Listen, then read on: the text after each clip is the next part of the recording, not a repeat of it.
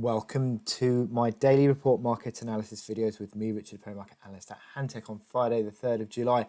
It is not non-farm payrolls Friday, it was payrolls yesterday, and today it is the US Independence Day public holiday. So we've had the payrolls report, which has been, well, it's a record jobs growth of yesterday, but there are signs that the labour market isn't as strong as perhaps 4 million jobs added back in would suggest it is, certainly with the rising COVID-19 infection rates and weekly jobs claims remaining elevated. It really is suggesting that maybe July's data is not going to be all that great for the United States, and that could play out as a key theme actually into third quarter as it develops.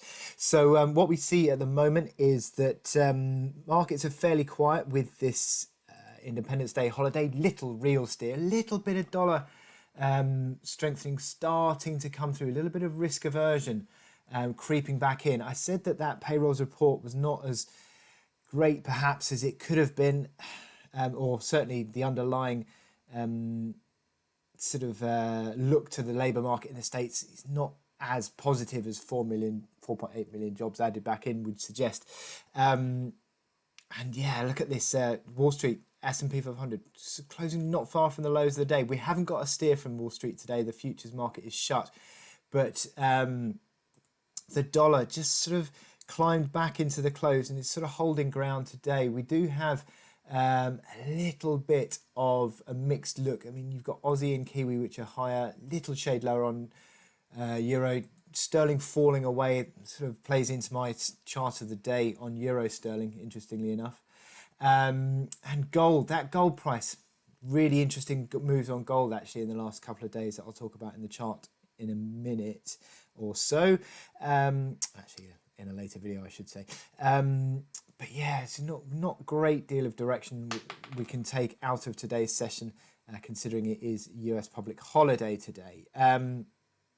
So we've had out some services PMI data for Asia and the European countries overnight, and the Asian countries, well, China 58.4 on Cajun, that's pretty good, up from 55, so it's pretty decent expansion there in services in the month of June.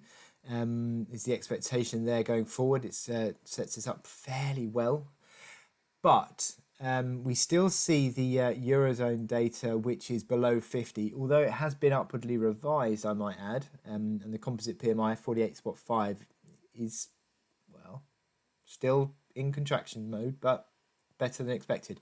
UK's final composite PMI 47.7, so a slight upward revision there.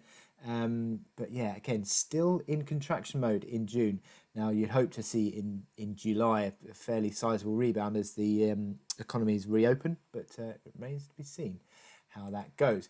So that all pretty much sets me up for my chart of the day, which is Euro Sterling. Now, what we have got on Euro Sterling is this strong run higher where the euro has been outperforming sterling over the past couple of months. However, a pullback has been seen in the last 3 sessions as sterling has rebounded. But that pullback is interestingly right to the uptrend of the last 2 months. Also sort of breakout support area 109, 09 figure, 09 big figure.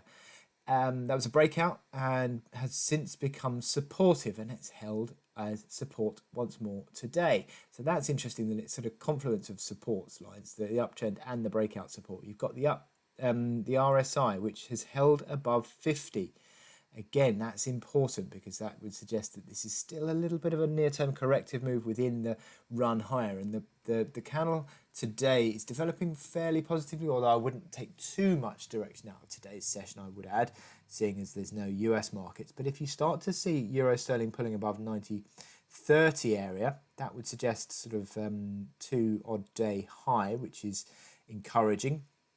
Above 90.55. Now that was 90.55 was the old May high, which it struggled to break out above until the end of last week. It's sort of closed back below there now, but a move back above that resistance would also be above this little near-term pivot line as well. So I would say above 90 90.55 would be the signal for the bulls to really get back into this market. But you can already see the momentum indicators turning around. That positive divergence on hourly RSI and stochastics swinging higher. So this is starting to sort of settle down again after this corrective phase, and it could well be that buying opportunity we've been looking for. So with that in mind, I wish you good luck in your trading today. Click here to subscribe to our analysis videos. Go to our website to sign up for our webinars, and also click to watch our Trader Talks videos to gain some top trading ideas.